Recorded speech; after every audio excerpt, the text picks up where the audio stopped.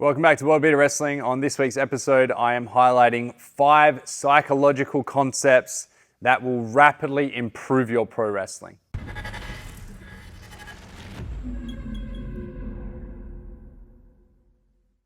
So people will often talk about when you just get pro wrestling or when everything starts to click. And when I look back at my career, there's definitely a few key pieces of advice that I just keep coming back to. And these were kind of the moments where it started to make sense. It's an ongoing process. It's not like overnight you just get it. But these are definitely the times when I learned this and it kind of just simplified everything. It just, the way that I would think about matches changed. The way I would think about my personality, my character, my wrestling would change for the better. It just made everything a little bit less stressful, a little bit easier to comprehend. So the first one, and this is one I bring up often, is that baby faces give the fans what they want and heels take it away. Now, I came up in a time where I was taught that if you're a villain, you are cocky, you are angry, you are aggressive, and everyone kind of fit into a certain box. There was no gray area, and sometimes the heels would get cheered because those kind of character traits, those conventional norms maybe aren't as prevalent in today's society. Like what got you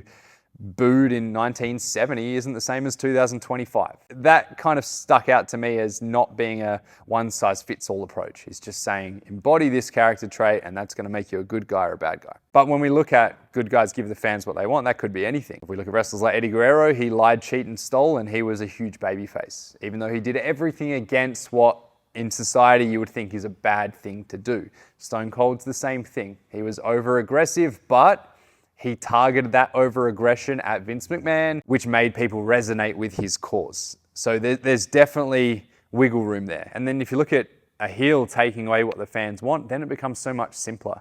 It's what you can really start to work your matches around. Instead of thinking we're running a 3-act structure, shine, heat, go home, you can start to think about what do the fans want to see the most.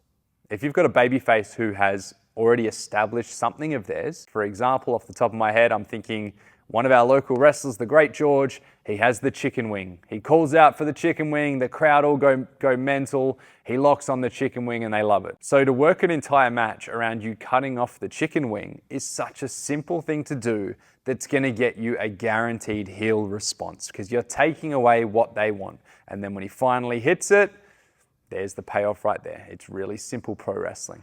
The second one is to perform for the back row. I myself in the early days found that I was very closed off. I would watch the footage of my matches and everything was really tight because I was an introvert. I was a nervous young teenager, and I guess as soon as I got out there, I thought I was doing this, but it was more like this.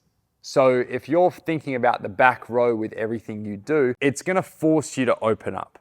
It might also streamline some of the things you're doing. If you're trying to come up with ideas and then you think, hold on, only the front row is really going to see this, or maybe this submission is just a little bit too small. How can we make it bigger? By doing that, it's naturally just going to create more of a performance in yourself. Everything's going to look bigger, greater, more extravagant. So always keep that as a very fundamental principle in your work. Third one is the rule of threes, really simple stuff. I'm going to do a big deep dive into the rule of three soon because there's a lot of cognitive psychology around it. It's used in performance arts, in theater, in narrative, in storytelling and all sorts. But it's really simple stuff. Establish patterns and break those patterns. When you do that, it creates instant focus in your crowd. They instantly start paying attention, and that's never been more important than now where attention spans are so small. So really play around with that rule of three. The fourth is to pause after an important moment. I call it the Kodak moment in previous episodes and previous writings, but it's when you have something that you really want to get across to your audience. You really want them to understand that, whether it's an emotion, whether it's your sell, whether it's a move you hit, whether it's something you said on the microphone. If you can do a dramatic pause and just let that moment sink in, there's more of a chance that it's going to be remembered and understood. I don't feel like everything needs to be working at a snail's pace, but pick and choose when you can speed up and when you really need to slow it down. And after the important moments is the best time to slow it down. Finally, react, don't sell. Too many people think of selling as showing pain. So when I'm training with less experienced pro wrestlers, they do just fine at showing pain, but as soon as they're back on offense, that selling disappears. As soon as things don't go to plan, that selling disappears. So get comfortable reacting. And that may be practicing working on the fly, doing things that maybe have a pretty flexible structure rather than being rigid.